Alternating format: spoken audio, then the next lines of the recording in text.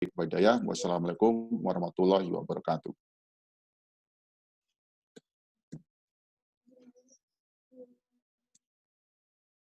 Unmute sih. Terima kasih Dokter Gaga atas sambutannya. Saya lanjutkan dengan memberikan kesempatan kepada Ketua PDGI Pengwil DKI Jakarta untuk memberikan sambutan di kegiatan hari ini. Silakan Dokter Resi. Assalamualaikum warahmatullahi wabarakatuh. Selamat pagi, salam sejahtera buat kita semua. Yang terhormat Wakil Ketua Pengwil sekaligus menjadi narasumber ini, Dr. Azrial. Yang terhormat para narasumber yang mengikuti kegiatan ini, yang memberikan ilmu pada kegiatan ini, rekan-rekan dan rekan-rekan anggota PDGI dimanapun berada. Syukur alhamdulillah kita panjatkan kepada Allah Subhanahu wa taala yang mana pada kesempatan kali ini kita dapat melakukan seminar melalui online dengan tema praktek dokter gigi di masa pandemi. Rekan-rekan yang saya banggakan, seminar ini diadakan untuk memenuhi kebutuhan kita, meningkatkan kompetensi kita, dan mudah-mudahan pertemuan ini bermanfaat bagi kita, bermanfaat buat masyarakat, bermanfaat juga buat PDGI. Rekan-rekan yang saya hormati, terima kasih kepada teman-teman panitia yang telah melaksanakan kegiatan ini. Terima kasih juga saya ucapkan kepada sponsor yang telah dapat melaksanakan kegiatan ini. Kami juga mengucapkan mohon maaf apabila pada pertemuan ini ada kekurangan. Demikian sambutan dari saya. Semoga kita sehat selalu dan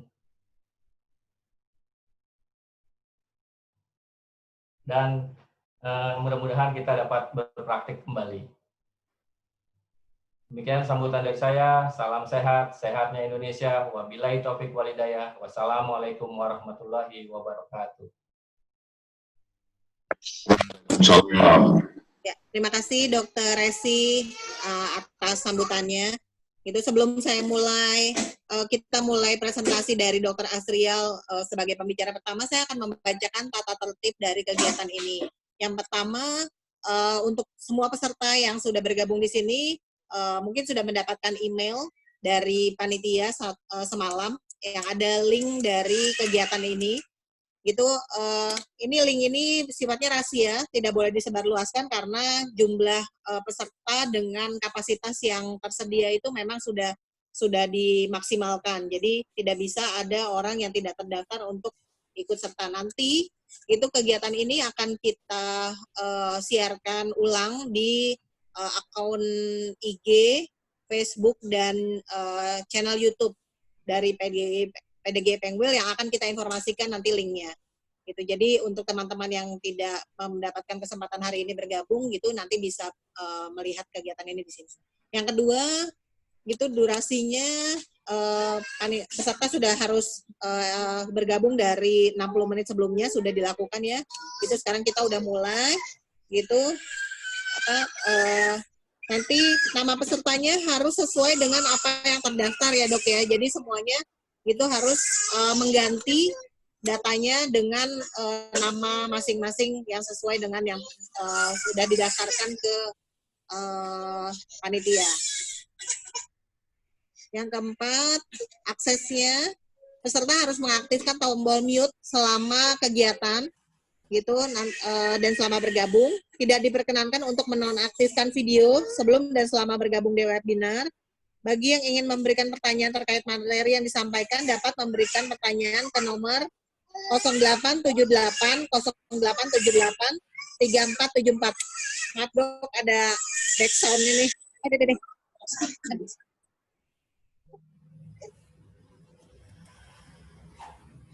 Selanjutnya informasinya nanti pada saat ingin memberikan pertanyaan gitu tolong menggunakan format nama PDGI cabangnya cabang mana dan pertanyaan yang akan diberikan. Selanjutnya nanti akan dijawab pada saat sesi tanya jawab berlangsung. Jika terdapat kendala selama untuk login atau selama webinar berlangsung, harap menghubungi nomor yang di atas tadi, hanya WA ya Dok ya, tidak bisa menerima telepon.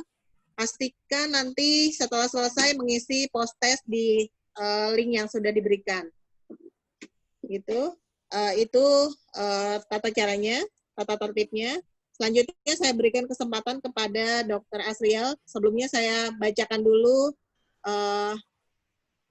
CV-nya beliau. Nggak usah dibaca. Oh, nggak usah dibaca, Dok. Ada di bawah, baik, ada baik. di dalam Ya. itu. Baik, terima kasih dokter. Ya. Silakan dok. Baik, terima kasih. Bisa slide-nya ditampilkan, Sus?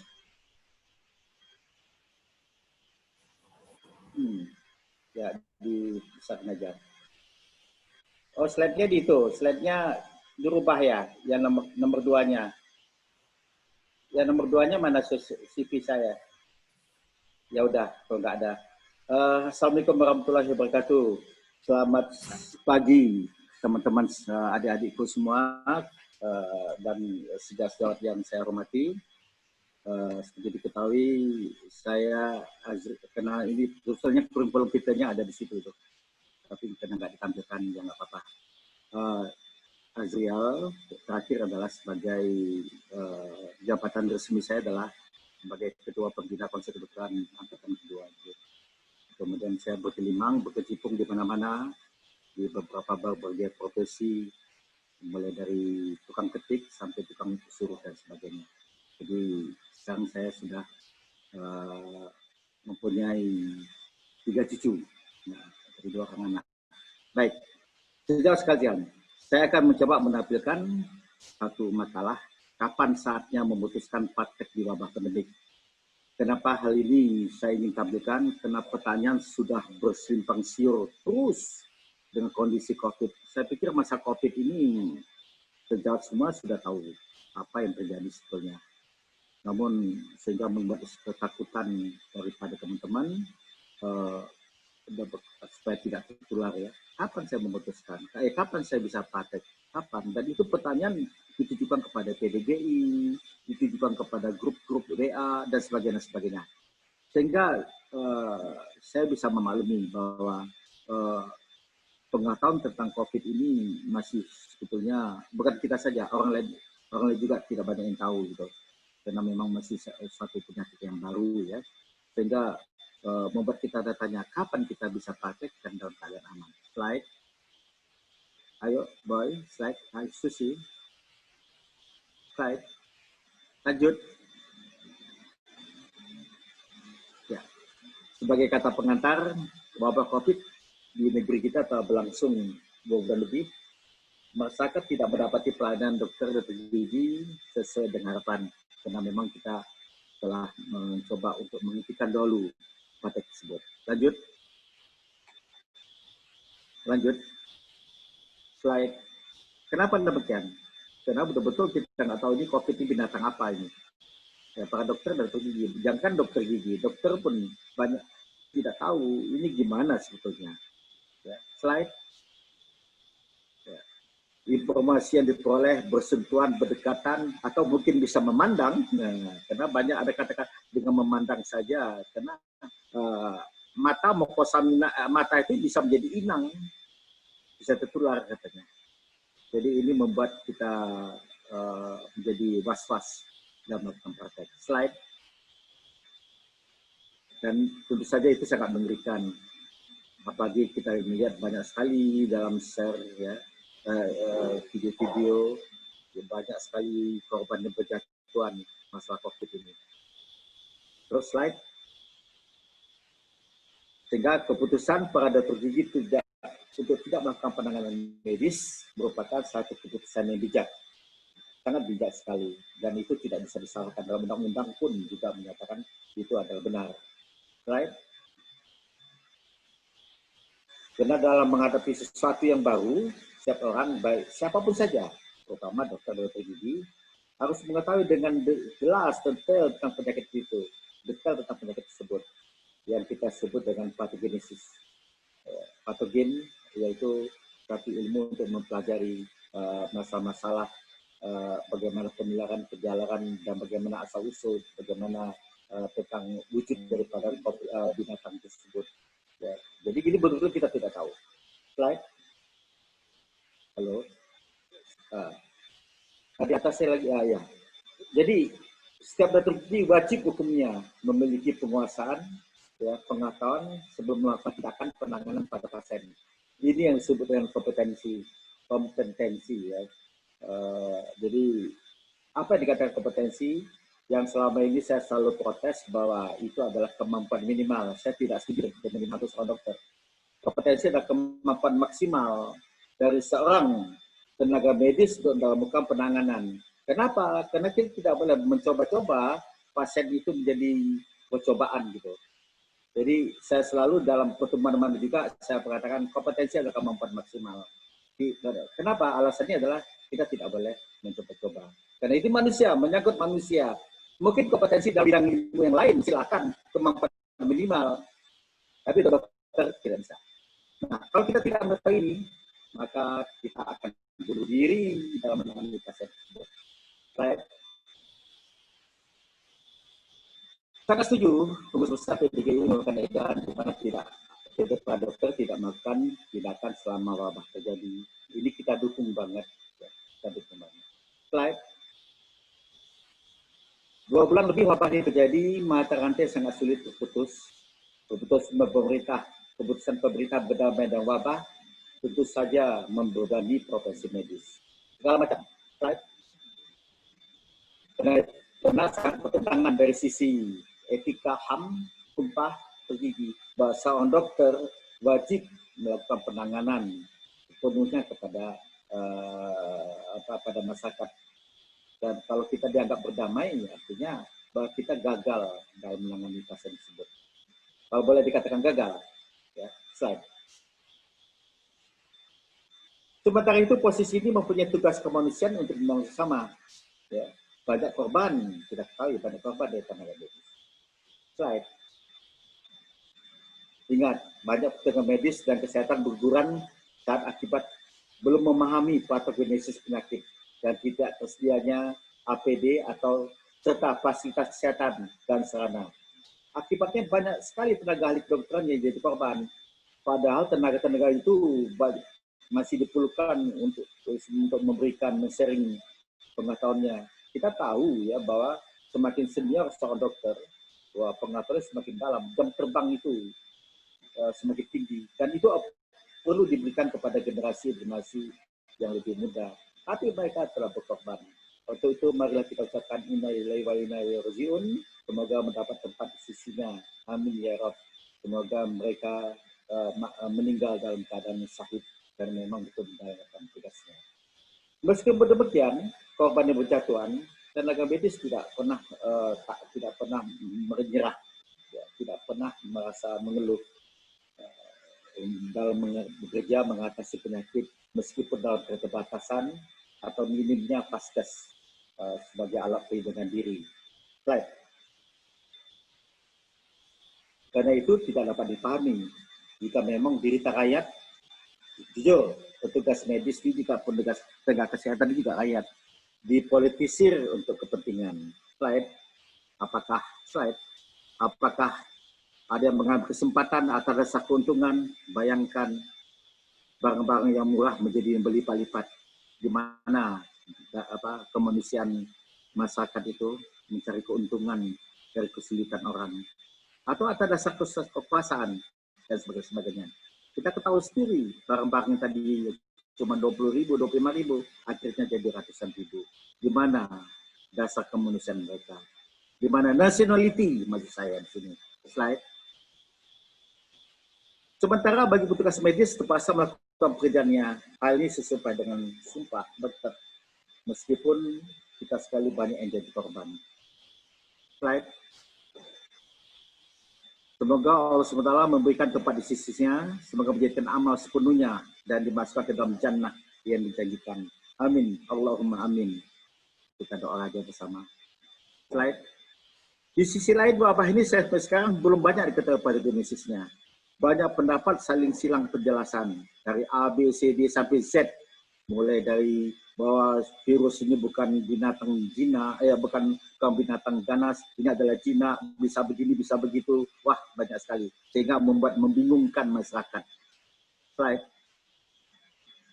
Apalagi masyarakat sehingga masyarakat pun menjadi tidak disiplin, ya, dan sehingga tidak mematuhi anjuran PSBB. Dan akibat pematuh tidak patuh ini ada lain selain satu hal lagi banyak, termasuk ekonomi dan sebagainya.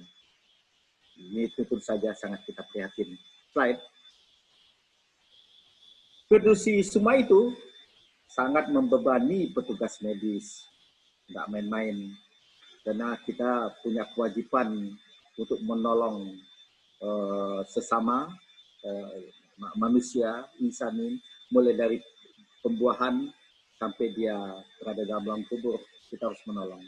Ini tentu saja beban bagi kita, bagi petugas medis. Slide. Dan meskipun webinar sudah berkali-kali dilaksanakan oleh PP, oleh PDGI Jakarta Selatan, Pusat, Timur, Barat, berkali ya, sebagainya. Tapi masih saja pertanyaan, kapankah saya bisa praktek? Tindakan apa yang bisa saya lakukan? Macam-macam itu. Artinya, slide. Ternyata ada pertanyaan yang belum terjawab sehingga timbul keraguan. Untuk itu, barangkali kesempatan ini saya akan menjawab keinginan sejawat itu, supaya nggak timbul ragu. Kapan saya bisa praktek? Dok, apakah dalam keadaan emergensi saya bisa praktek? Apakah dalam keadaan begini-begitu saya bisa praktek? Lalu, inilah saya akan menjawab itu. Sebenarnya apa yang ditakutkan? Kalau pasien ODP atau pasien PDP, pastilah tidak terpikir untuk berobat gigi. Ya, berobat yang lain, dia sudah memikirkan berusaha untuk meningkatkan imunitas, berusaha untuk minum obat, ya, sakit gigi itu sudah tidak terasa. Yang menjadi masalah untuk kita, para dokter, terutama dokter gigi, yang risiko tinggi, adalah pasien OTG. OTG ini orang yang tanpa gejala, dia mengandung kuman. Kan gila itu. Kalau kita memang menangani seperti itu. Karena sampai di detik ini, kita tidak tahu OTG ini menular atau tidak. Jujur masih terus katakan, malah ada yang katakan orang yang sudah mati, ya itu dia kan inang, kumannya nempel ke inangnya, dalam mukosa hidup, dalam mukosa laring dan sebagainya. Kalau pasien sudah meninggal, kumannya mati? Tidak. Menurut saya tidak. Kenapa? Jadi artinya maksudnya supaya orang yang sudah meninggal itu bisa dicuci lagi, bisa dibersihkan, bisa dimandikan, bla bla bla bla bla gitu. Ya, padahal inang itu masih hidup dalam mukosa orang yang meninggal itu. Nah, itu yang tidak dijelaskan oleh para ahli virus ini. Apakah inang itu mati atau tidak? Ya, sehingga akhirnya dibungkuslah orang itu sesuai dengan protokol COVID tanpa ada lihat keluarga, tidak boleh disentuh, tidak boleh dipegang, tidak apa. Ini yang menjadi masalah untuk kita, orang OTG ini. Dapat menularkan atau tidak? Barangkali OTG, orang tanpa gejala, yang hidup dan dia mati, dapat menularkan atau tidak? Kalau ingin lengkap pertanyaan itu. Slide.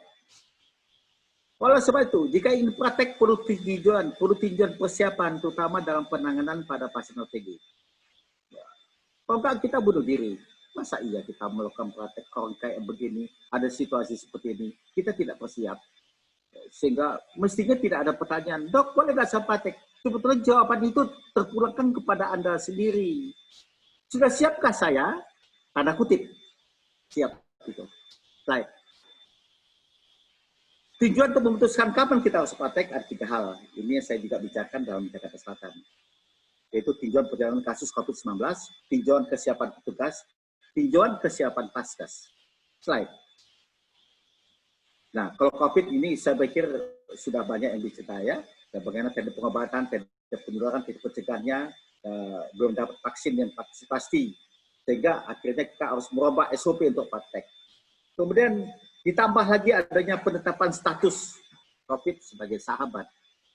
Luar biasa. Slide. Saya coba ulas sedikit. Teknik pengobatan, obat yang belum pasti, vaksin masih coba-coba. Ya. Pengobatan yang dilakukan sifatnya jujur, hanya mengatasi gejala. Ya, belum ada satupun yang mengatakan, yang mengklaim bahwa obat ini bisa mengatasinya. Penyembuhan, kayaknya itu lebih banyak semua pembicara menggunakan daya tubuh pasien. Ya, kemudian dengan makanya kenapa timbul kita bersahabat? Karena akan menimbulkan herd imunitas. Herd imunitas. Kita tahu persentase herd imunitas dari penduduk itu hampir 10-15% yang meninggal. 280 juta rakyat Indonesia. Coba bayangkan persentase yang meninggal itu. Nah, kematian pada kasus COVID ini, kita lihat, kematian kebanyakan terjadi akibat ada penyakit penyerta, komorbid. Kita lihat, kebetulan. Tapi bukan berarti yang tidak komorbid, mereka tidak meninggal. Banyak juga. Dan kita tercatat sekarang banyak anak-anak yang juga terkena. Yang selama ini mengatakan bahwa yang anak-anak itu punya penangkal, punya antibody. Tapi tidak, ternyata. Banyak juga anak-anak bisa terkena. Dan umur di bawah 20 tahun, 28 tahun juga dia meninggal. Yang kedua, ada penularan, itu droplet. Bisa ada bensin dari alat kita, alat nebulizer, teater, ya, anestesi. Atau mungkin pasien bicara, batuk atau bernapas, atau muntah, atau menyanyi. Sehingga itu banyak sekali masalah. Ya, teknik penularannya. Droplet yang terhirup, yang mengandung COVID, mengandung virus. Slide. Kita lihat lagi. Slide. Kita ketahui sebab virus ini menyebar dan kena sentuhan. Kemudian disentuh lagi, hingga timbul berantai. Ya. Virus akan menempel pada manusia menjadi inangnya di mukosa mulut atau hidung. Nah ini yang dikatakan, apakah pasien itu meninggal kena COVID, apakah virusnya masih tetap hidup? Itu menjadi pertanyaan. Akhir-akhir ini saya ada satu lagi kata bisa melalui luka ya, dan bisa melalui mukosa mata. Kan luar biasa ini. Slide. Ya. Jadi saya catat dari Bromwich ya, Universitas Massachusetts di state ya, bahwa 1000 partikel virus terhadap napas ini baru saya dapat. OTG dengan satu kali napas keluar droplet 5.000 sampai 50 sampai 50 sampai 5.000 partikel yang keluar adalah 30 sampai 20 partikel virus per menit. Artinya dengan berdekatan 50 menit saja akan timbul 1000 partikel. 1000 partikel itu seperti di atas adalah dosis seseorang virus masuk ke dalam tubuh manusia, maka kena COVID. Kita bicara 10 sampai 200.000 virus per menit. Artinya setiap 5 menit kita bisa mencapai 1000 partikel. Makanya harus tidak boleh terlalu lama pasien ada di depan kita. Teriak nyanyi, berteriak menyanyi pakai tur, tapi lebih banyak keluar karena ada tekanan yang kita hembuskan melalui udara. Jadi ini hati-hati OTG ini teman-teman. Kemudian di dalam suasana AC. Slide. Tadi pencegahannya ya masih belum ada yang pasti ya. Status seorang tanpa gejala ini belum jelas ya. Sehingga tugas kita adalah melakukan perubahan SOP dalam penanganan pasien. Slide. Nah, penetapan status sebagai sahabat harus kuat mengubah pola pendidikan, pembinaan kedokteran mulai dari penerimaan, pemeriksaan, penegakan diagnostik, serta penanganan tindakan baik pasien rawat jalan ataupun pasien rawat inap dalam rangka protecting the people, perlindungan bagi masyarakat secara keseluruhannya. Ini teman-teman yang kebetulan jadi staf pengajar sudah harus berpikir seperti ini, karena sudah tidak bisa cara lama kita menggunakan melakukan pendidikan pada anak-anak. Karena selama ini jujur kita menzolimi diri sendiri.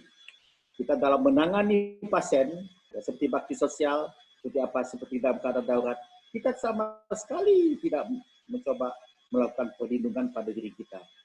Dan kali ini hikmahnya ada COVID menegur para tenaga medis, terutama dokter gigi, yang selama ini terus menghirup napas pasiennya, atau droplet yang kumannya berterbangan di udara kita hirup. Luar biasa, betul-betul mengerikan selama ini kita bekerja. Slide. B. Tinjauan kesiapan petugas. Ya, semata-mata protecting the people. Ya, filosofi masyarakat akan tertular dari dokter yang mengobati ya, radius 5-10 km bila dokternya terkena penyakit menular. Jujur, yang saya katakan tadi, selama ini para Indonesia tidak pernah memperhatikan keselamatan dirinya. Luar biasa. Mudah-mudahan ini ada imannya untuk kita semua. Slide. Nah ini kita lihat.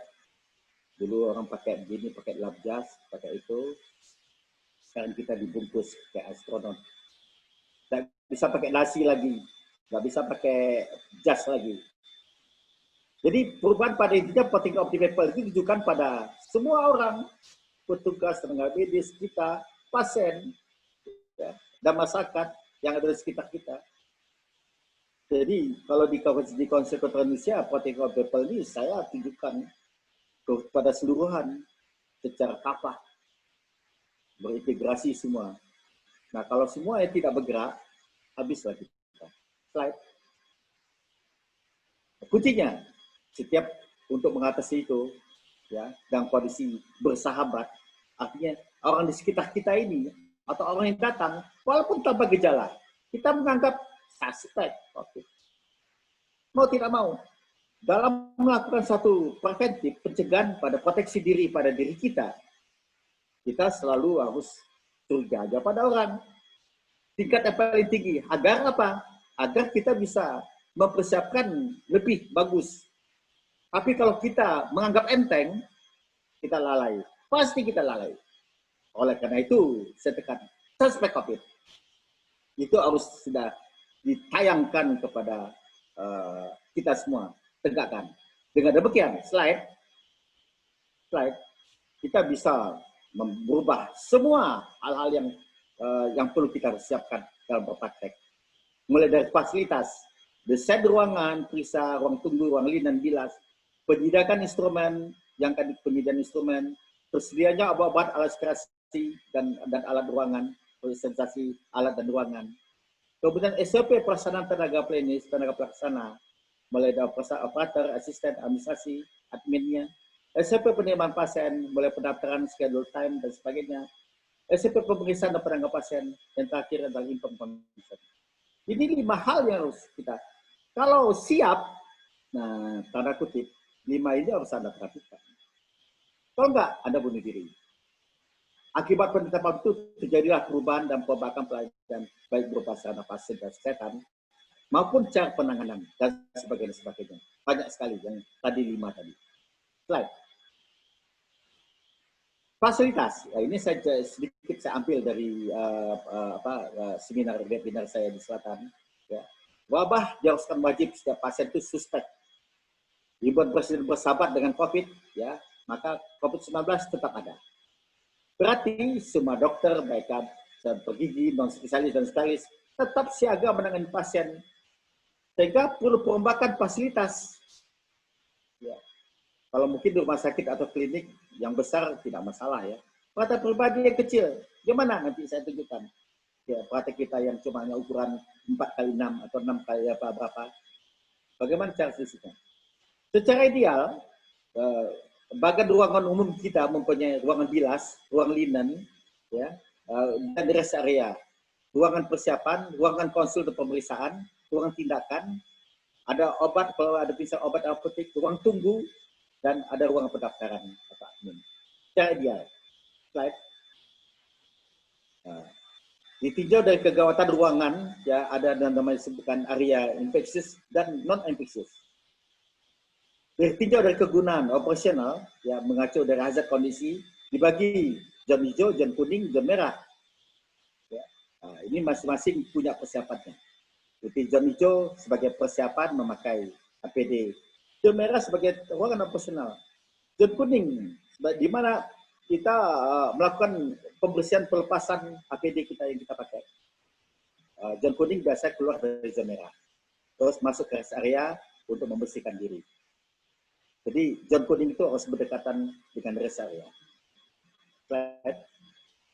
Di sini saya cobakan memberikan suatu bagan bahwa pintu masuk petugas tidak sama dengan pintu masuk keluar masuk dari pasien.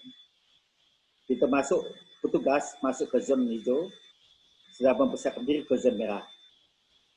Ruang tunggu pintu masuk pasien dari ruang tunggu masuk ke zona merah. Setelah itu kembali lagi ruang tunggu pasien pulang. Sementara zona kuning itu kita untuk membuka langsung ke rest area atau membersihkan diri langsung keluar. Jadi terjadi perubahan bagaimana klinik ideal seperti itu. Ya. Jadi rest area itu betul-betul daerah, makanya perlu zona kuning itu alat-alat sterilisasi ruangan supaya kuman-kuman tidak berterbangan. Ya, perlu negative pressure, perlu purifier, pemisah ruangan, perlu ultraviolet, perlu iozonik, ya, seperti ada beberapa barang alat yang harus hidup semua. Karena kita tahu ultraviolet itu tidak bisa kita berada di dalam ruangan tersebut. Pada saat di ruangan tersebut kita harus matikan. Yang bekerja adalah apa? Purifier, kemudian ada alat sterilisasi iozonik, kemudian diganti pressure. Mungkin sesekali diberikan satu alat untuk menyemprot aromatik. Tidak main-main di sini. Slide. Nah, fungsinya nih, zona hijau, merah, kuning, rest area. Ini bisa dibaca semua nanti. Ya. Ada negatif pressure, zona merahnya, dan hijaunya, ada aerosol section, kita dipakai.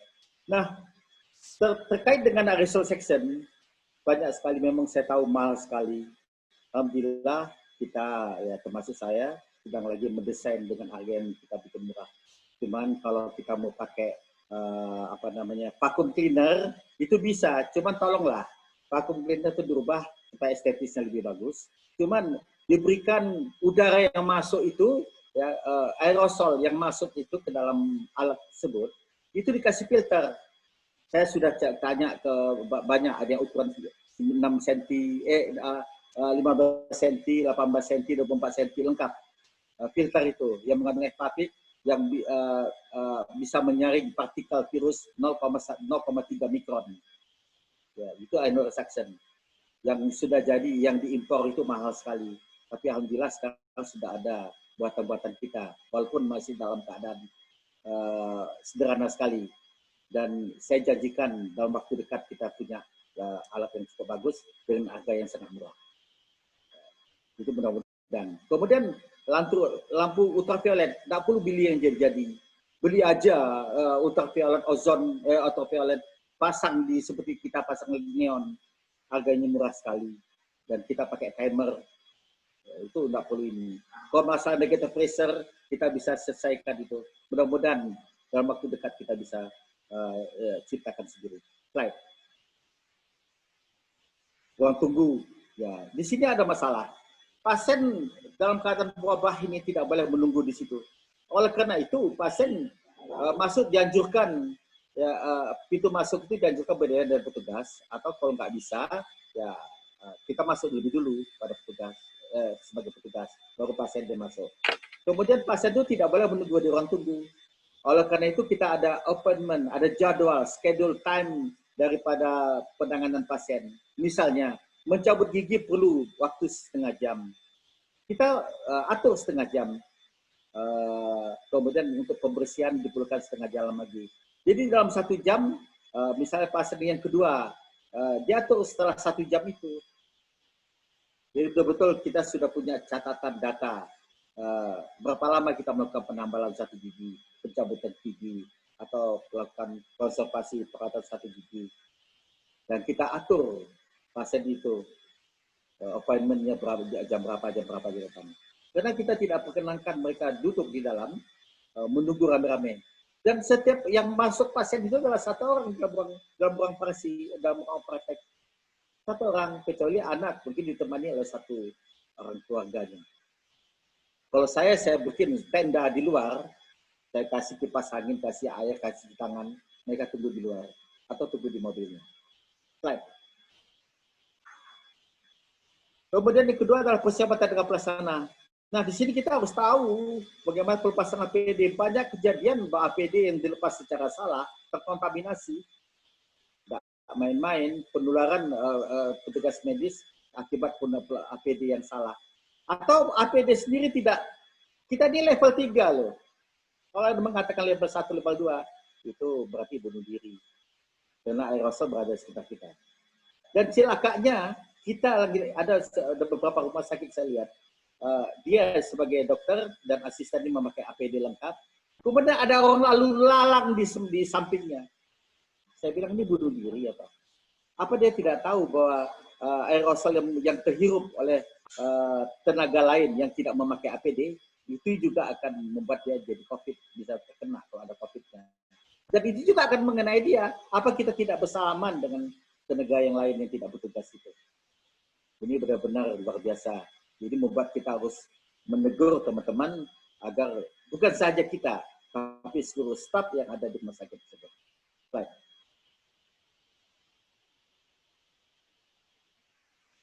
Jadi pilihlah APD yang memenuhi syarat. Slide. Penguatan pembersihan ruangan alat, penguatan menggunakan alat negatif pressure room dan ultraviolet dan sebagainya.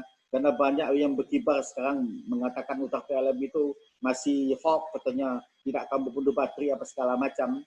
Ya, itu saya rasa ultraviolet itu ada macam-macam ya. Ada sinar A, B, dan C. Untuk mematikan kuman adalah tipe sinar C. Ya, sinar C. Jadi jangan pilih ultraviolet yang bukan C. Jadi UVC. Ya.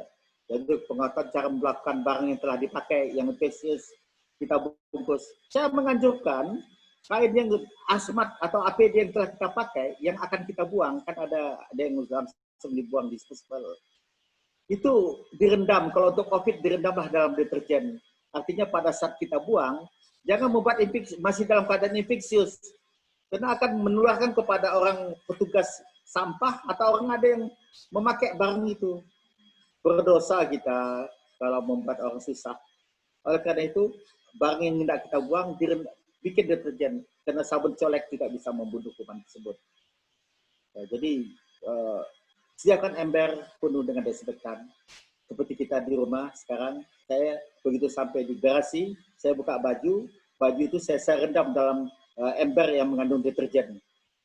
Jadi saya tak ingin orang-orang di rumah yang membersihkan baju saya juga kena. Jadi biar mati dulu. Nah, itu selanjutnya mengatur pasien tidak menumpuk di RT, di ruang tamu, ya, dengan jadwal yang tepat. Tentu saja ramah sopan negara ya, terhadap ruang pasien pastinya. Lanjut. Ya, SOP, edukasi. Ya, badan padi pasien, terbasa semua pasien harus melakukan prosedur ini. Pasien tidak boleh terlalu banyak di ruang tunggu. Atur giliran pasien. Jika belum gilirannya, pasien menunggu di luar. Kondisi ruang tunggu ditunggu agak longgar dan udara mengalir cukup. Ya, kalau saya tidak ingin pasien menunggu di ruang tunggu. Di ruang tunggu, dikala dia selesai saya kerja dan saya nulis resep di ruang tunggu itu. Jadi tidak di ruang operasi, di kamar praktek saya, di ruang ini, tapi di ruang tunggu. Sementara itu di ruang tunggu dia dibersihkan oleh asisten saya. Ya, tentu saja pakai masker sarung tangan, sebelum masuk sarung tangan, tunggu dan cuci tangan, disemprot, dan sebagainya. Slide. Jika ada air spray dibersihkan, ya. Nah, untuk cegah nosocomial infection, virus udara, alat negatif pressure room terus dinyalakan. Ini saya lagi menciptakan paling banyak sekitar 4-5 juta ini. Mudah-mudahan bisa berjalan. Ultraviolet lamp terpasang dan permanen dihidupkan saat ruangan sudah kosong. Tiap-tiap 30 menit semprotkan desinfektan spray di ruang tunggu dan di ruangan operasional. Sekali lagi, pasien diharuskan mengisi form pernyataan kondisi bahwa dia harus menulis secara jujur. Dan saya minta kepada PDPDG ada legalitasnya. Kalau dia tidak jujur, karena banyak sekali pasien yang tidak jujur. Sehingga satu bagian itu di rumah sakit harus ditutup. Bayangkan. Karena dia takut kalau dia bilang pernah ada keluhan COVID, dia tidak akan diterima. Dan dilakukan operasi, akhirnya kena COVID semuanya. Dan untuk itu saya minta legalitasnya. Kalau dia berdusta, kita tuntut di pengadilan. Ini sebagai tuntutan menuntut ini adalah dalam rangka aksi jera ya kepada pasien, pada masyarakat, turut kerjasama antara kita dan mereka. Kita tuh sifatnya menolong, bukan untuk cari duit. SOP pemeriksaan penanganan pasien mulai edukasi lagi, dapat dimulai di luar klinik, ruang tangga atau saat konsultasi. Beri pemahaman kepada pasien terjaga penularan virus yang sangat berbahaya. Setiap pasien harus diatur penanganannya. Tidak boleh terlalu banyak di ruang tunggu. Slide. Petugas harus memakai APD dan alat diperlukan, cegah droplet dan nosocomial. Penyakit yang menular seperti TB juga banyak. Ya, dengan negatif pressure room itu akan membuat udara di ruang patut kita bisa menjadi lebih bersih. Kemudian di ruang tunggu itu tidak boleh ada barang-barang yang tidak diperlukan. Ya, jadi saya ganti dengan besi semua. Sehingga saya bisa bersihkan. Jadi semua barang-barang yang di luar itu saya simpan dalam semua. Tentu saja membuat suatu yang berkaitan medis. Ya, setelah melakukan tindakan petugas, khusus harus melakukan pembersihan alat dan sterilisasi ruangan. Itu ada khusus. Jadi nambah lagi pekerja kita. Baik. Apa yang diperlukan dalam penanganan pasien? Lakukan pemeriksaan rutin, jangan ditindak. Jangan dilakukan tindakan jika kondisi pasien tidak jelas. Beri obat oral, evaluasi. Ini ada satu ketentuan ya, pemeriksaan PCR ya, melakukan rapid test, ya kan? Itu kalau swab kan terlalu lama sampai 1 minggu. Tapi IgG-M dan IgG itu murah sekali. Nah ini ada ketentuannya. Kita menerapkan IgG positif. Jujur, pemeriksaannya adalah pemeriksaan kasar. Tidak jelas menjelaskan bahwa dia COVID atau tidak. Tapi setidaknya dalam situasi pandemi COVID, adanya antibodi IgG. Ya. Kalau IgG-M negatif, positif, berarti dia sudah lagi terkena atau sedang dalam keadaan proses penyembuhan apabila IgG positif. Ini dasarnya yang kita pegang sementara. Walaupun ini adalah pemeriksaan kasar. Slide. Lanjut. Jadi kapan dilakukan? Silakan. Setelah pemeriksaan dilakukan, kita telah mengetahui kondisi pasien. Jika COVID, kita akan lebih ekstra keras untuk memproteksi orang-orang yang ada di sekitar kita. Karena itulah petugas poli atau klinik harus memakai APD. Kapan kita mengetahui pasien COVID atau tidak? Jujur. Dari anamnesa harus benar-benar. Jadi nggak bisa lagi, oh ibu mau scaling, duduk klinik saset, gitu. Nggak bisa. Harus lakukan tahapan melakukan pemeriksaan yang kita pelajari di fakultas, yang selama ini banyak ditinggalkan. Kemudian rujuk bagian lain, kalau misalnya kita curiga dengan COVID. Kita lakukan fototorak atau selanjutnya. Atau hasil lab dan swab yang kita minta. Catatan, seperti saya katakan tadi, pasien ODP, bahkan PDP mungkin tidak terpikirkan giginya sakit. Jadi dikatakan OTG. Slide. Oleh karena itu, secara profesional, bisakah melakukan tindakan pada keadaan pandemi atau COVID? Pasien COVID, ada pertanyaan, dok, bisakah pasien COVID kita tangani? Bisa. Siapa yang melarang? Tapi kita harus siap, tanda kutip. Apa itu? Yang 5 tadi, memahami patogenesis, sehingga mempersiapkan fasilitas yang dibutuhkan, mengatur risiko penanganan pasien, menguasai pelaksanaan dan sebagainya, mempersiapkan alat dan sebagainya, memakai alat yang kita butuhkan. Jadi tidak ada larangan. Apakah seorang dokter tidak boleh menangani COVID? Dokter gigi, apapun saja. Oleh karena itu tidak ada keadaan emergensi. Jujur, banyak tersebar. Keadaan emergensi ada perdarahan dalam keadaan COVID. Loh, kalau Anda siap lakukan. Ada emergensi dalam keadaan, loh, memang kalau ada perdarahan, Anda tidak ada APD, tidak mempunyai APD, Anda bisa lakukan. Saya bertanya, berarti Anda bunuh diri. Jadi tidak ada satu kata pun emergensi. Kalau Anda siap, lakukan. Emergensi ataupun tidak. Anda dokter. Tapi dalam undang-undang melarang kalau Anda tidak siap. Kita mau perang, tidak alat perang. Slide. Jangan nekat. Ya, sekalipun Anda harus kasih emergensi. Jika Anda tidak siap, jangan lakukan apapun. Tidak ada, mohon maaf ya, ada petunjuk-petunjuk lain. Ini protokol menanggapi kita buat emergensi ini. Pertanyaan saya, Anda siap enggak? Siap tanda kutip tadi ya? Tidak bisa Anda melakukan penanganan kalau Anda siap. Berarti Anda bunuh diri.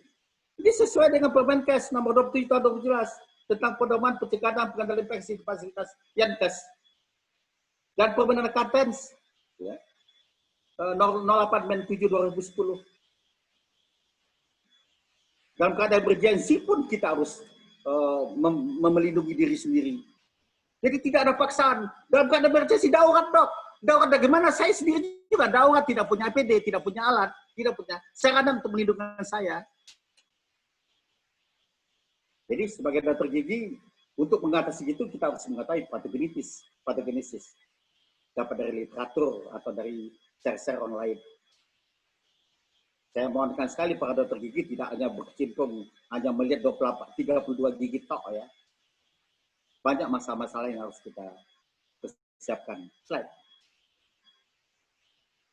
Nah, bagaimana mengetahui pasien atau tidak? Ya, persiapkan proklinik dengan APD lengkap, lakukan pemeriksaan secara menyeluruh, mulai dari anamnesa sampai ke laboratorium, kemungkinan ronsen. Jangan melakukan tindakan sebelum kita mengetahui status pasien. Sekali tidak boleh lengah membuat kesalahan sedikitpun. Tantangannya adalah nyawa Anda. Ya, kalau pasiennya sudah terkenal jelas, tapi nyawa Anda dan teman-teman staf kita. Terakhir, teruskan niat. Bahwa kita bukan semata-mata cari uang, kita menolong sebagai dokter, kita memberikan bantuan ya, untuk menolong sesama. Nah, tip yang aman saat melakukan tindakan. Hari pertama, ini bisa lakukan loh, tanpa tindakan, edukasi. Anjurkan rapid test, IgG dan IgM. Kalau curiga dalam anamnesa, fototorak. Jujur ya, rapid ini tidak menjamin ada tidaknya COVID. Dan ada pemeriksaan kasar untuk melihat apakah ada antibodi. Tapi saya harapkan antibodi IgG itu timbul karena ada pandemi dalam situasi seperti ini. Karena belum ada satupun. Oleh karena itu jangan sembarangan beli rapid test. Sebanyak tersebar sekarang di pasaran rapid test harganya 125.000, 120.000. Saya juga bingung gitu, jujur. Oleh karena itu tolong dibaca banget bagaimana melakukan rapid test dengan alat-alat yang murah. Kita melakukan pemerintah dapat memberikan kepastian tentang alat-alat rapid test ini. Dan yang mana yang benar, yang benar-benar akurat. Selanjutnya, hari pertama, berikan minum dan obat kumur. Hari kedua, biasa 10 hari lagi kita lakukan. Rapid test lagi. Jika IgG negatif, dan IgM negatif, aman, lakukanlah tindakan. Jika IgG positif, IgM negatif, anamnesa, ulang kapan? Ya, anamnesa dilihat lagi. Ya, mungkin dilihat kapan dia sakit flu, bersin atau melemas, juga konsul atau fototorak. Kalau kita mau aman. Tapi sekali lagi saya katakan, kalau Anda lengkap, APD Anda, alat Anda dalam studi fase lengkap, lakukan. Tidak ada larangan untuk Anda tidak melakukan. Nah, kalau ingin secara lega artis, ya seperti ini. Tapi Anda yakin, saya sudah lengkap. Lakukan saja. Saya juga begitu. Jujur. Karena saya merasa alat saya lengkap sekali, saya lakukan. Kemarin saya melakukan operasi patah tulang, dan dia adalah OTG. Nah, ini Pak Konsen. Soal persetujuan tindakan medis wajib dibuat. Tidak perlu memakai materai. Peraturan wajib dilakukan salah satu tentang penyakit ditanya. Soal jenis tindakan apa dilakukan dan risiko yang terjadi pada tindakan. Juga besarnya biaya akan dibayar oleh pasien. Jujur, dengan memakai prasarana dan sarana yang kita siapkan menimbulkan kos. Jujur. Slide. Nah, ini untuk ruangan saya praktek cuma hanya 12 kali 4 meter. 14 kali 4 meter. Saya bagi di beberapa ruangan. Jadi pintunya cuma satu. Susah membuat ruang klinik yang ideal. Tapi bagaimana untuk berubahnya? Jika pintu cuma satu, petugas harus masuk lebih dulu. Kita harus masuk. Kalau dulu kita menunggu pasien datang, baru kita datang. Sekarang enggak, kita nunggu. Diberikan schedule time. Ruangan zona hijau digunakan sebagai ya ruangan linen dan sterilisasi atau simpan alat. Ya, ruangan B, ya, ruangan operasional dapat digabungkan ruangan bersih-bersih, dapat digabungkan zona kuning tempat pelepasan DPD. Ada barang reuse yang bersih dibawa ke ZNH untuk disterilkan, disimpan, kita cuci di rest area. Oleh karena itu siapkan ember yang mengandung disinfektan. Ruangan bersih-bersih itu dilengkapi dengan ultraviolet 30 watt atau dengan alat-alat desinfektan atau negatif pressure room. Catatan ruang bersih harus bersebelah dengan ruang cuci kita ya. Karena kita pada saat itu kita buka langsung mandi kamas untuk tempat membersihkan diri. Kenapa? Karena kita ingin pulang tidak membawa penyakit ke dalam keluarga kita. Mau tidak mau begitu. Slide. Operator sudah mempunyai pikiran waktu yang dibutuhkan untuk menangani setiap kasus. Jadi sudah menyusun cabut gigi setiap berapa jam, tambah gigi berapa jam, scaling berapa jam, dan sebagainya. Sehingga pasien dapat datang pada saat waktunya yang dijanjikan. Jadi tidak lama menunggu di luar. Kalau saya pasang tenda di luar itu. Terakhir, berdoa, kita melakukan tindakan. Sekali lagi, niat bekerja untuk menolong sesama. Bukan semata-mata cari uang. Mudah-mudahan menjadi amalan kita semua. Slide. Himbauan kepada PB, KKI, dan Kolegium. Paradigma pelayanan ditekankan pada keselamatan, tidak hanya pada masyarakat, juga pada dokter gigi. Agar ditetapkan oleh KKI untuk aspek legalitas. Seperti fasilitas praktek, kewajiban, kejujuran, dan sebagainya. Kalau dia merubah pola penanganan pemeriksaan dan tindakan pada pasien, disesuaikan dengan kondisi demikian. Ketiga, mempertajam payung hukum bagi petugas kesehatan. Jadi, jangan sampai kita ditipu-tipu. Wajib hukumnya bagi masyarakat untuk jujur. Keempat, memperbarui SOP pelayanan akibat kondisi seperti ini. Standar operatif prosedur pelayanan. Kelima, menyusun standar atau pelayanan yang dibutuhkan dalam penanganan untuk sebagai ancur-ancur kita dalam memberikan perjanjian kepada pasien pada dirawatan. Slide. Kesimpulan, jika kita siap, lakukanlah amalan ini, mulailah praktek. Ya, maka saya bilang lakukan amalan. Ya, amalan karena kita bekerja beramal. Kalau ujung-ujungnya dapat itu rezeki. Tapi kalau kalian, Anda sejawat, adik-adik semua, melakukan praktek untuk cari uang, amalan nggak dapat. Kalau ini kita dapat semua. Kita praktek agar kita beramal, ujung-ujungnya dapat duit itu rezeki. Dapat semuanya. Ketelitian dalam menilai satu pemeriksaan dan penguasaan pengetahuan kasus yang dihadapi sangat diperlukan dalam melakukan tindakan. Jadi kita harus tahu patogenitas daripada pasien penyakit yang dihadapi oleh pasien. Lengkapi alat praktek diri kita sendiri dan alat sterilisasi lainnya dalam praktek. Jangan praktek jika APD yang tidak lengkap atau belum tersedia. Meskipun dalam keadaan emergensi. Dalam keadaan pandemi ya. Walaupun dalam keadaan emergensi. Tidak ada kata emergensi. Mohon maaf, kita bicara tentang emergensi. Jangan terlalu percaya pada ucapan pasien karena banyak yang berdusta. Terbukti banyak korban petugas medis. Sudah terjadi, ini bukan bohong. Terakhir, uang bukan segalanya untuk kita. Keselamatan kita, pasien, keluarga, masyarakat harus menjadi pertimbangan yang utama di antara kita. Banyak berdoa untuk keselamatan kita semua. Anda, saya, keluarga, masyarakat, negara, kita perlu selamat. Slide. Ya, slide. Jadi saya mencoba slide. Ini satu bentuk yang lengkap. Tunggu dulu, atau yang lengkap daripada APD ya. Sekarang itu pakai kacamata, itu facial ya. Kemudian ada lagi satu mask, lagi face mask yang lengkap. Tidak perlu pakai facial lagi, dapat lengkap, tapi cukup mahal. Ya, saya nggak tampilkan di slide. Ini ada penginjak udara apa segala macam.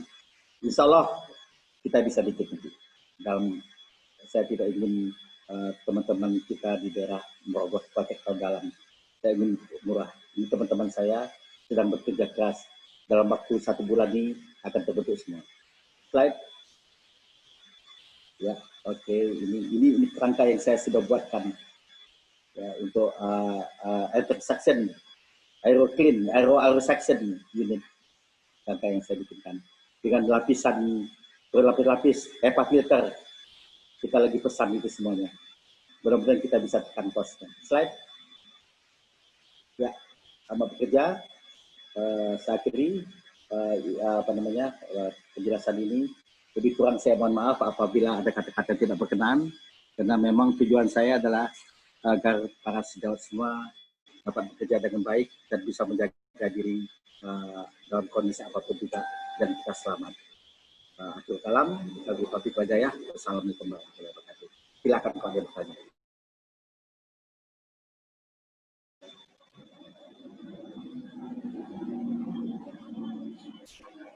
Ya, silakan. Boy, Mas Boy. Ya, Dok. Ya. Ada peserta yang ingin tanya.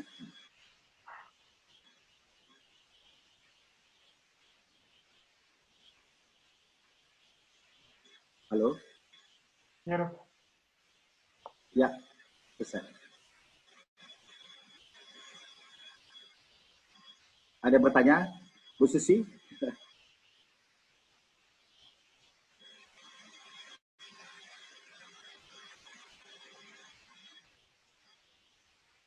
Halo, tes, tes.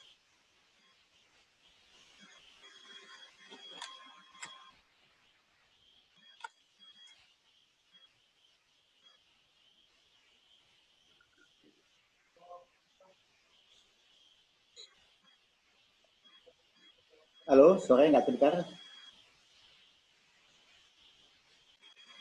Ya. Tes, halo. Pagi dok, ada yang bertanya dok? Ya, silakan, silakan. Ya, perihal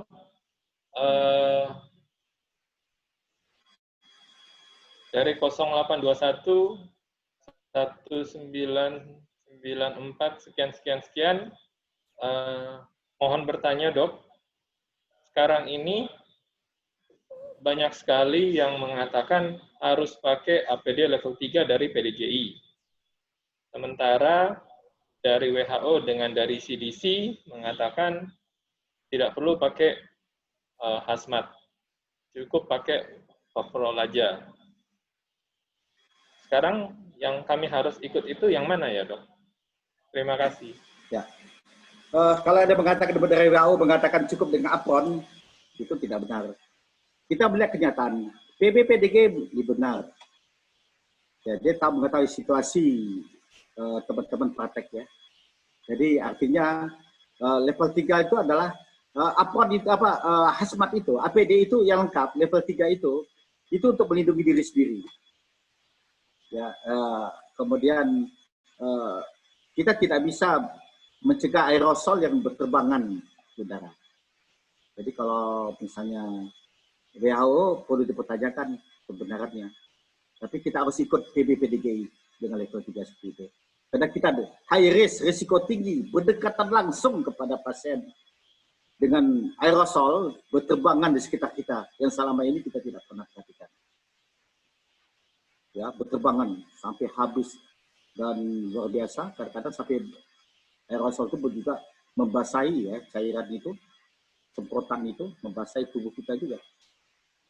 Jadi jangan saya menganjurkan ikut anjuran PBPDG.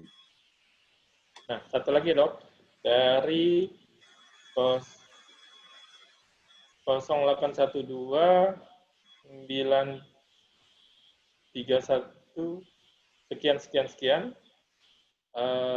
Dok, ada yang mengatakan aerosol itu yang pada pasien bersin dengan pengeboran itu berbeda. Mohon masukan dok. Ya, gini, itu apalagi kita dengan mesin, itu kita melakukan ada tekanan udara ya, yang terlontar. Dan itu mengenai salvia yang mengandung COVID misalnya. Berbeda di mana? Sama saja. Yang berterbangan itu, kalau dia memang COVID pasti kena. Pasti aerosol itu mengandung COVID. Vaksin, kalau dia COVID, oh dok, sekarang ini banyak yang praktek tidak memakai APD, nggak ada apa-apa tuh. Alhamdulillah, syukur. Tapi Anda mau gambling dalam praktek? Ya kan? Kita harus betul-betul, itu adalah perlindungan, namanya perlindungan. Jadi makanya suspek COVID itu bisa ditegakkan dalam rangka melindungi kita, melindungi diri kita sebagai petugas, melindungi asisten kita, tenaga medis yang lain, juga melindungi pasien berikutnya. Jadi bukan hanya kita saja, pasien berikutnya kita juga harus kita lindungi. Mudah-mudahan terjawab, Dr. Jack. Ya, kita tunggu dok, ada yang lagi sedang typing satu lagi, kita lagi menunggu beliau dok. Silakan. Dari ada yang mau, dokter Gagah menanyakan ada yang mau tanya via nomor WA berapa. Boy, tolong dipajang kembali Boy. Yang ingin bertanya, boleh ke 0878 0878 3474. Nanti kami akan bantu dari situ, Dok. 2 kali 0878. Ya, 0878 0878 3474. Jadi berarti aerosol yang ada di dalam mulut Kalau dia yang mengandung COVID, semuanya akan terkontaminasi ya, Dok? kontaminasi. Karena kita ngebor itu kan pakai tekanan, pressure. Jangan begitu, kita menyanyi itu kan pakai tekanan udara kan. Oh, gitu keluar, bles. Makanya chef-chef itu dianjurkan untuk tukang masak itu harus pakai masker. Selama ini kita lupa ya, sambil orang masak kita ajak ngomong, tukang bakso, berapa banyak itu yang masuk ke dalam makanan kita yang lagi dia hidangin. Bukannya itu yang bikin bumbunya jadi lebih lezat, Dok? Alhamdulillah. Dok, ada yang bertanya, Dok, dari 0811 842 sekian, bagaimana agar harga masker dan keperluan APD tersebut harganya normal kembali, Dok? Nah itu, makanya saya bilang nationality kita di gimana, ada orang mencari keuntungan, mencari kesempatan dalam kesulitan sesama. Yang tadi harga masker sekotaknya 30.000, sekarang ratusan ribu. Luar biasa. Jadi di mana letaknya? Apakah memang daerah impornya naik apa tidak? Saya menganjurkan ke PBPDGI punya koperasi untuk mengimpor barang itu langsung ke dalam. Ya, kita dari luarnya memang sudah lumayan mahal, Dok. Udah mahal ya, nggak tahu lah itu udah Ya. masalah atau hukum ekonomi itu ya, permintaan banyak pasti. Mudah-mudahan nanti Menteri BUMN-nya bisa, Dok. Saya sih mengharapkan bahwa kita bikin sendiri. Kita Ya, punya ada setuju, pabrik apa. Ya. Kita harus bikin. Ya. Ada 3 perusahaan BUMN yang akan dipaksakan untuk bikin alkes, Dok. Jadi Alhamdulillah. dalam waktu dekat mudah-mudahan ada. Dok, Mudah-mudahan ada itu pertanyaan. terwujud. Ya, ada satu dari Bonarikson Silalahi, PDGI Jakarta Timur. Apakah kalau tindakan anamnesa atau konsultasi saja bukan tindakan, kita masih bisa pakai APD level 2? Ya, kalau Anda sudah tidak melakukan buka mulut ya, silakan. Bisa. Seperti saya di satu rumah sakit, cuma hanya konsultasi aja, cuman kita jaga jarak ya. Berapa meter, Dok? Berarti kita ngomong-ngomong, ya sekitar 1,5 meter lah. Jaga jarak, kita bicara, kita pakai facial supaya dropletnya. Seperti kita kalau kita ke pasar, yang dikatakan kita berdamai ya dengan COVID, masa kita, ya kayak begitulah. Kita ngomong ke orang lain, kita pakai facial, tutup apa segala macam. Pakai baju begini aja nggak biasa apa-apa. Kecuali Anda melakukan pemeriksaan, melakukan semprotan, melakukan apa? Kalau cuma aja, Dok, obat ini begini aja juga nggak apa-apa baju begini. Telemedicine yang sekarang saya disebahkan oleh beberapa rumah sakit, ya itu sekarang ada dananya. Jadi dia akan kirimkan dulu biaya konsultasi. Siap, Dok. Dok, ada pertanyaan dari PDGI Cabang Bone, Ikramullah Mahamudin. Assalamualaikum. Waalaikumsalam. Mohon izin bertanya, Dok. Tadi di slide materi disampaikan bahwa pasien disemprotkan dengan air spray desinfektan. Pertanyaannya, 1. Bahan desinfektan apa yang aman untuk digunakan untuk disemprotkan ke pasien, mengingat sudah ada edaran dari Kementerian Kesehatan untuk pelarangan penggunaan desinfektan chamber, Dok. Itu Ya. dulu satu, Dok. Ada Ya. 2 pertanyaannya, Dok. Ya. Jadi sebetulnya desinfektan chamber itu karena tidak ada protapnya, protokol cara memakainya, sehingga kena mata kan, yang saya lihat. Sebetulnya itu kesulitannya. Nah, kalau bahan-bahannya itu bisa. Kalau di beberapa toko, saya bilang di toko besar itu ada mungkin hand sanitizer, desinfektan gitu. Kalau saya bikin saya dari 70% ya alkohol. Saya ikut standar WHO. Saya berikan glycerin, saya berikan ini begitu. Itu yang saya pakai dalam praktek. Ya, kemudian saya semprotkan pada mereka. Tapi tentu saja saya peringatkan, tolong tutup matanya, tolong ini, tolong itu.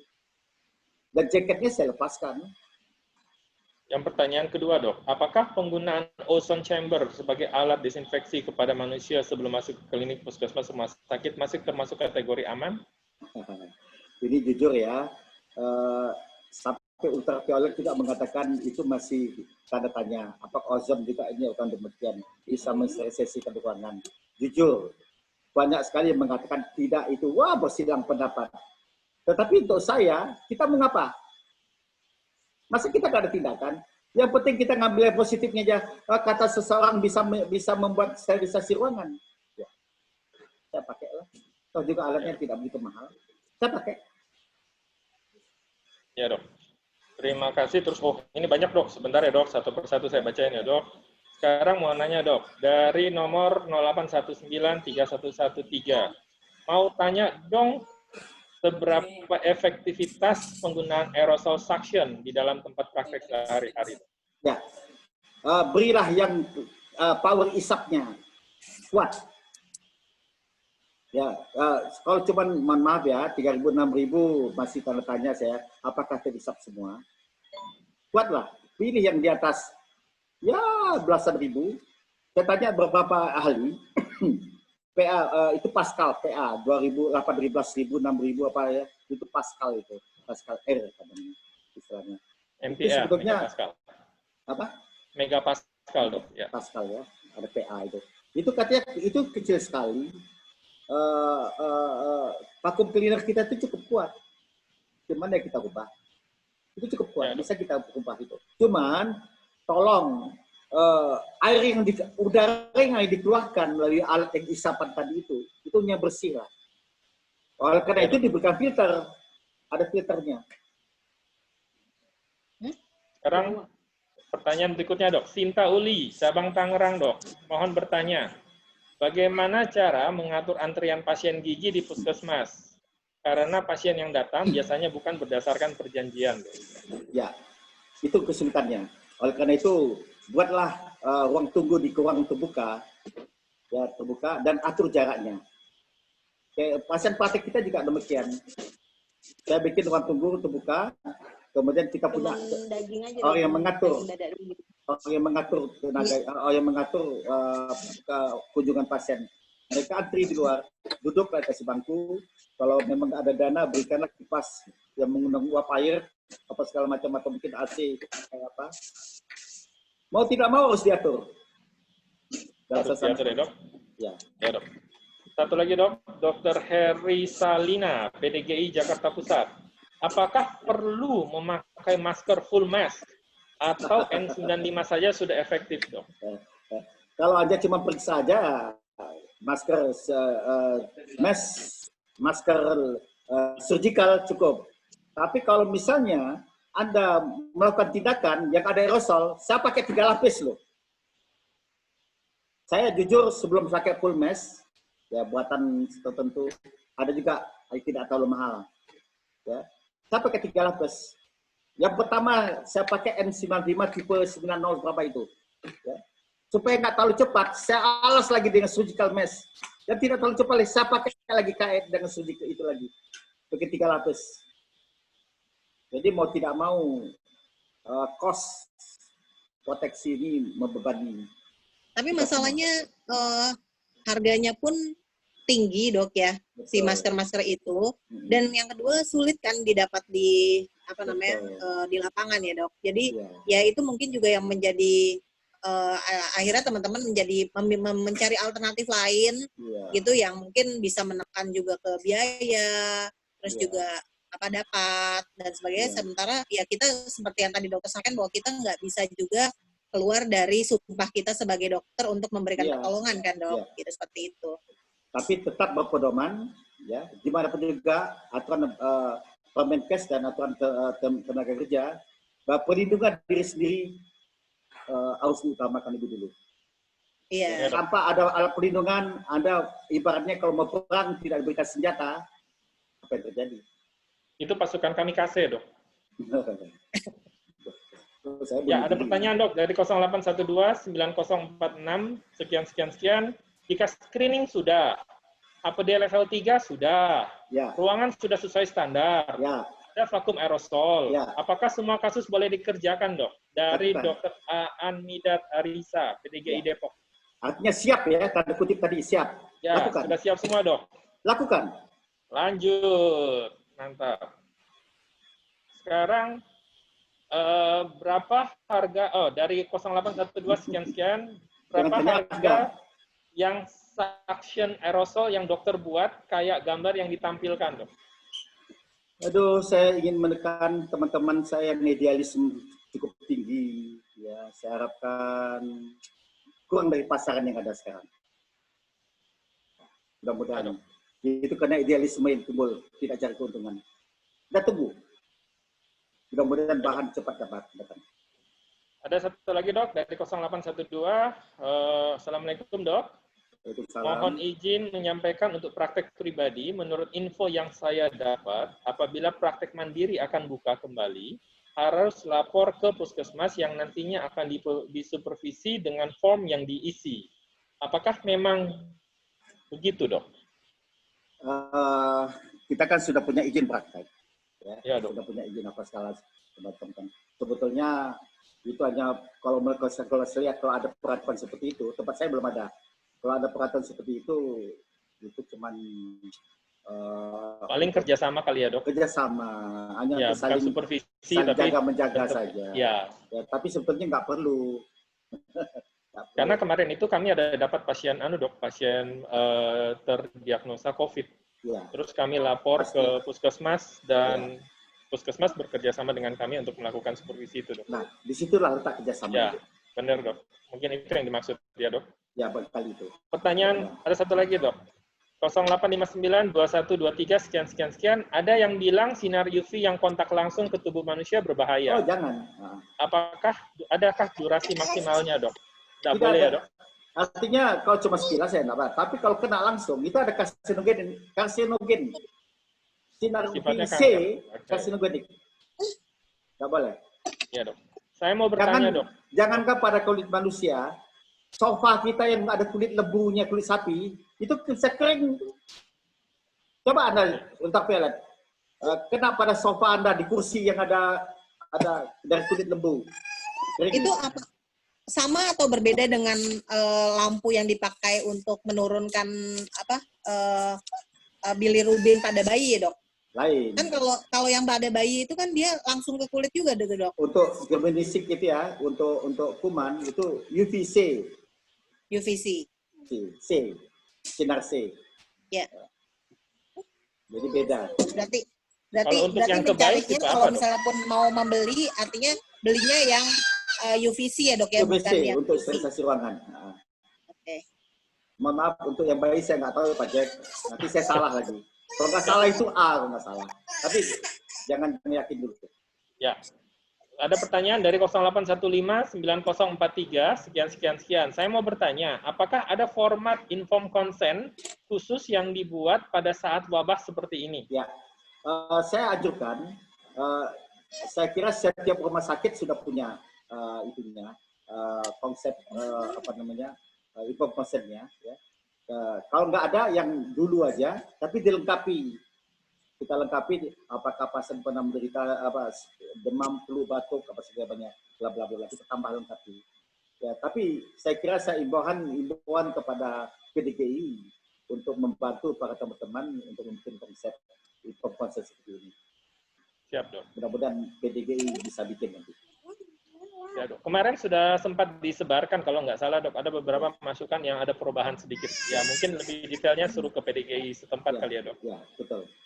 Kemudian dari pertanyaan 08121576 sekian. APD level 3, bagian luar dilapisi apron. Mana yang lebih baik? Dilapisi apron tanpa lengan atau apronnya dari jas hujan? Jadi apron itu adalah bagian terluar yang kita tutup asmat APD di dalam ya. Jadi yang pertama kita pakai gaun. Yang kedua kita pakai asmat yang tutup kepala dan kaki. Ya, dan kemudian pakai gaun.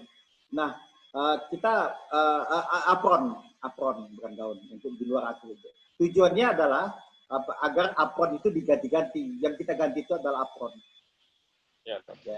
Tapi kalau misalnya asmat yang kita pakai itu, ya kita spot lah Ya kan sudah untuk pasien lanjutnya kan, apa dibuang, tapi ada yang reuse lagi, dibersihkan lagi, sterilkan di ultraviolet, pakailah asmat yang baru disemprot, asmat yang masih terpakai, disemprotkan badan kita, dibersihkan, kemudian pakai lagi apron baru yang sudah steril.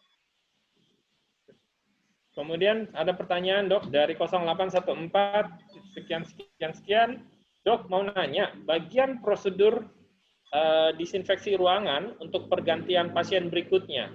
Ya. Apakah dilap dengan cairan desinfektan, lalu didiamkan berapa menit, kemudian disemprot dengan disinfeksi, Ya. serta jendela dibuka dan AC dimatikan, idealnya berapa lama untuk proses disinfeksinya, dok? Ya, itu bagi yang bisa buka jendela ruang prakteknya dengan jendela lebih bagus. Tapi kayak ruko tempat saya nggak ada jendelanya, ya kan? Yang jendela cuma bagian depan aja. Saya begitu selesai pasien, alat sudah saya keluarkan, kemudian saya hidupkan ultraviolet, tapi penyemprot ruangan itu sudah ada purifier-nya, sudah ada. Saya memakai ayat administrasi.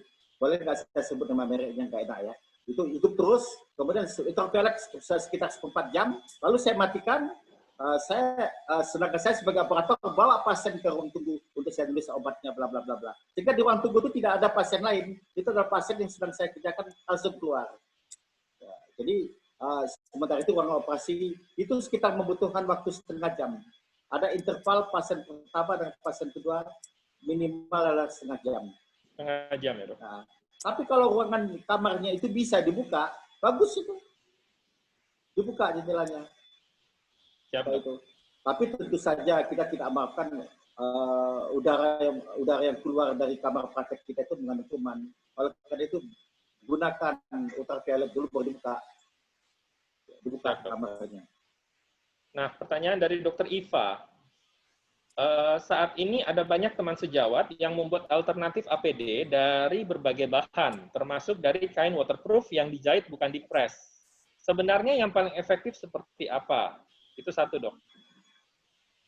Ya, kalau untuk jahit itu kan kuman itu, virus itu 0, sekian mikron, itu masih bisa tembus.